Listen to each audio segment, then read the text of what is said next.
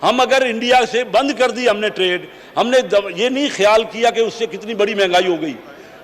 India से देखिए हमारा दुश्मन मुल्क है, लेकिन बिजनेस में आजकल दुश्मनी और दोस्ती मैंने नहीं रखती।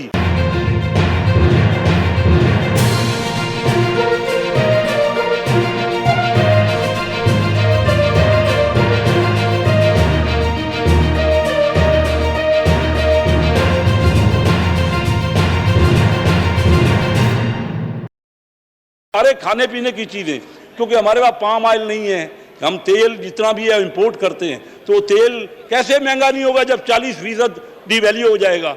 दालें तमाम बाहर से आती हैं, वेजिटेबल तमाम बाहर से आते हैं, तो वो ऑटोमेटिकली महंगा होना था।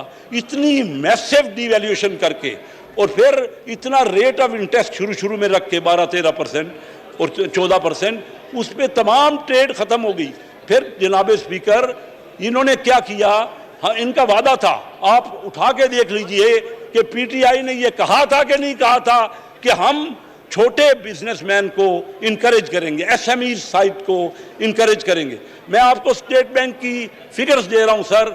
जनाब स्पीकर, इंडिया में जितना कर्जा दिया जाता है उसमें से 75% बड़े बिजनेसमैन को और बड़े इंडस्ट्रियलिस्ट को और 25% एसएमईज को, छोटे और दरमियाने साइज की कंपनियों को।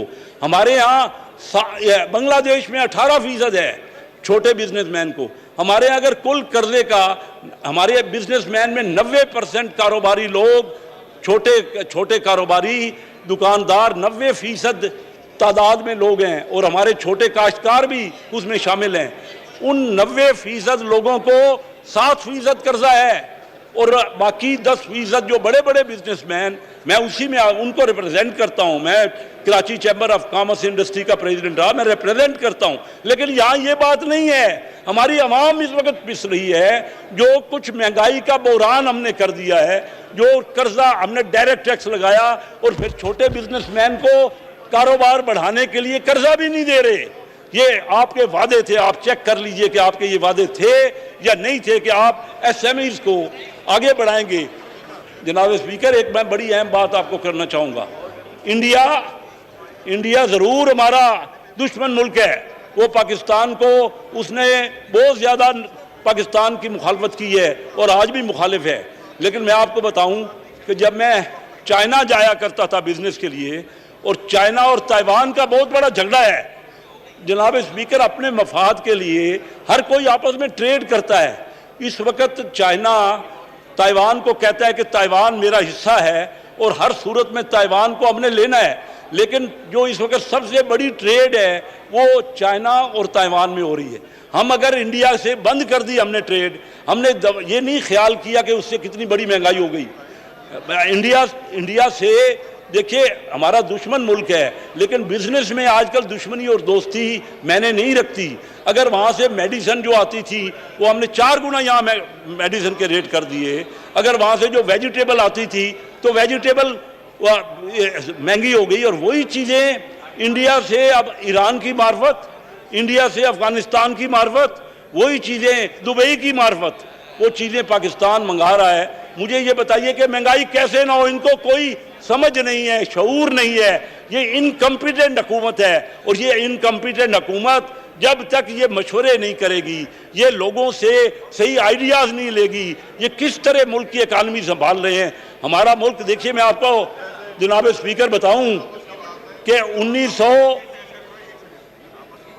ऑर्डर ज़रा प्लीज़ हाउस में ऑर्डर करेंगे जी, order in the house please. हाँ, 1990 में इंडिया की इकानमी पाकिस्तान से 4 गुना थी। आज हमारी इकानमी $290 अरब, इंडिया की इकानमी $3000 अरब से बढ़ गई है, 10.5 गुना हो गया है। 4 गुना की बजाय इस वक्त पिछले 30 सालों में, इन 30 सालों में तमाम हुकूमतें रही हैं, इनमें फौजी हुकूमतें भी रही हैं, इनमें जमहूरी हुकूमतें भी रही हैं। लेकिन रिजल्ट क्या हुआ? हमारे पड़ोसी मुल्क आगे बढ़ रहे हैं, और फिर हम क्या करेंगे? हम तो अपने उनके साथ जो मुकाबला है, हमारा डिफेंस जो बजट था ना जनाब स्पीकर, हमारा डिफेंस बजट जब हमने छोड़ा तो इंडिया का हमसे 6 गुना था, आज वो 6.25 गुना हो गया इंडिया का। इंडिया का बजट बढ़ रहा है डिफेंस का, हमारा बजट डिफेंस का भी, क्योंकि हमारे पास हमारे पास रेवेन्यूज नहीं है, हमारे पास आमदन नहीं है और हम डायरेक्ट टैक्स नहीं ले रहे, हम अमीर आदमी को टैक्स जी। नहीं कर रहे। वाइंड अप करें प्लीज। जी सर, तो मैं वाइंड अप कर रहा हूँ। मैं जनाब स्पीकर ये कहूँगा कि जब तक हम मिल बैठ के कोई मशवरे नहीं, का हमारा मुल्क इस वक्त बड़ी तकलीफ में है। हम करप्शन की बात करते थे, क्यों महंगाई हुई है सर? ये करप्शन हमने ठीक करनी थी। पीटीआई का नारा था कि करप्शन ठीक करेंगे। अब वो क्या हुआ कि एमनेस्टी इंटरनेशनल ने पिछले 2 साल में 5 और मुल्कों से भी हमें नीचे कर दिया। जो पहले हमारा था, पहले भी बहुत करप्शन थी, मैं नहीं कह रहा कि पहले 7 मुल्कों से नीचे कर दिया, पहले भी करप्शन थी। ये नहीं है कि करप्शन मुल्क में हर वक्त रही है, लेकिन और बढ़ रही है। जब करप्शन बढ़ेगी तो चीज़ों के रेट बढ़ेंगे ना, वो भी उनकी कास्ट में होगा, बिजनेसमैन की हो या कोई इंडस्ट्री। और फिर सुर्ख फीता है जनाब स्पीकर हमारे यहाँ हर जगह।